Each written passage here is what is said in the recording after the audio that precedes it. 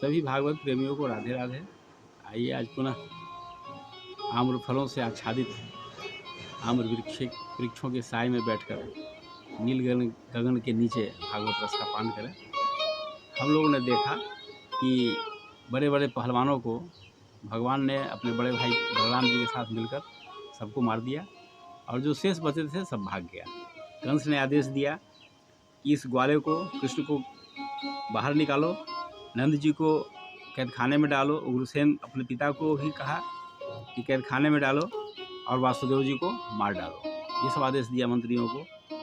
तो ये सब सुन करके भगवान को बर्दाश्त नहीं हुआ और वे उछल करके उस मंच पर चढ़ गए जहाँ कंस बैठा हुआ था। जब कंस ने देखा कि अरे देवकी का ये 8वां संतान जो मेरे मौत का कारण है अब साक्षात मेरे सामने आ गया, बस उसने अपने तलवार निकाल लिया।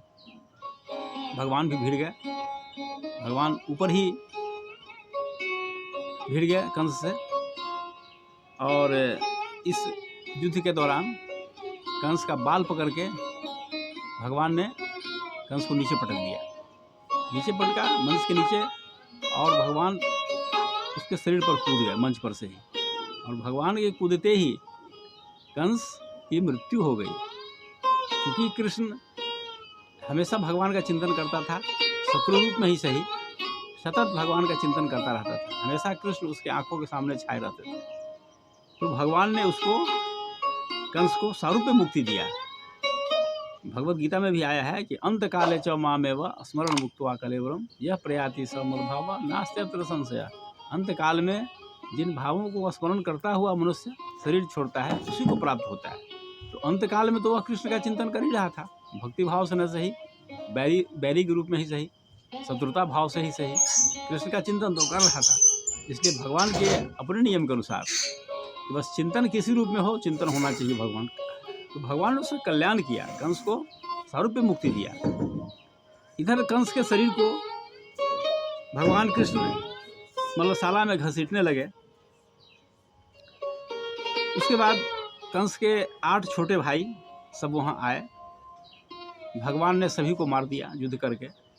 उसके बाद उनकी पत्नियां भी वहाँ आई रोते हुए।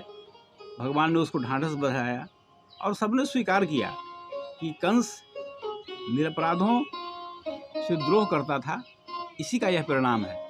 रावण की पत्नी ने भी यही स्वीकार किया था युद्ध क्षेत्र में कि राम विमुख यह हाल तुम्हारा, रहा न कुल कोई रोब नहारा। भगवान के विरुद्ध होना, सारे समाज के विरुद्ध होना, जो निरपराध है, जिसने कोई गलती नहीं की है, उससे द्रोह करना, उसको सजा देना, इस अपराध से कोई बचा नहीं आज तक। तो कंस की पत्नियों ने भी इस बात को स्वीकार किया कि निरपराध से द्रोह करने का ही यह परिणाम है, इसे अपने कर्म का ही दंड मिला है। भगवान ने भी अपनी मामियों को सांत्वना दिलाया और मामियों के साथ थोड़ी देर रोए भी। देखिए भगवान की लीला कैसी होती है, लोकाचार में कहीं कोई कमी नहीं है।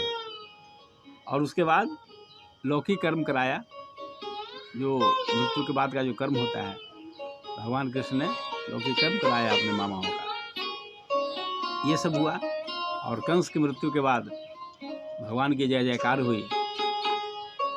शंकर जी, ब्रह्मा जी सब भगवान का दर्शन करने के लिए वहाँ आए। देवताओं ने आसमान से पुष्प वृष्टि की, ढोल नगाड़े बजाए और एक प्रकार से बहुत बड़ा उत्सव का माहौल वहाँ बन गया उस मल्ल युद्धशाला में। क्योंकि भगवान का एक बहुत बड़ा प्रयोजन आज सिद्ध हो गया। कंस की मृत्यु हो गई, सारे लोग खुश थे, इतने बड़े राक्षस का अंत हो गया, सबको भगवान ने प्रसन्नता प्रदान किया। इस प्रकार से हम देखते हैं कि कंस की मृत्यु हुई।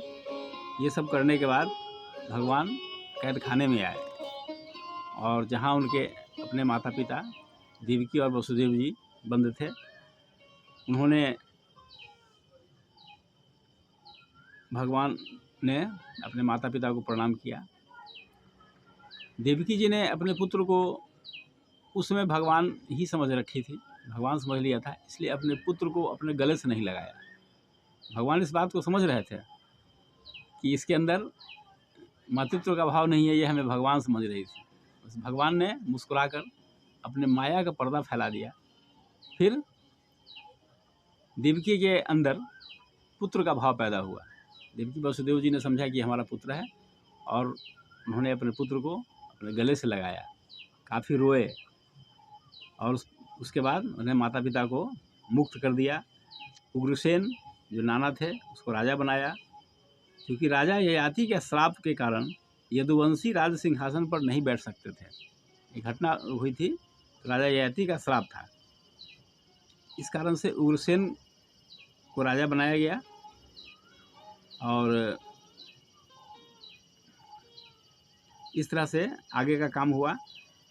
और जब कंस की मृत्यु हो गई तो कंस के डर से जो ग्वालों के अलग अलग वंश के लोग कंस के डर से मथुरा छोड़ दिए थे, भगवान ने सबको बुलाया, सबको बसाया, सबको सांत्वना दिया और इस तरह से मथुरा में सभी आनंदपूर्वक जीने लगे।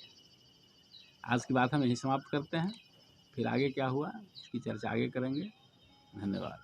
ओम शांति।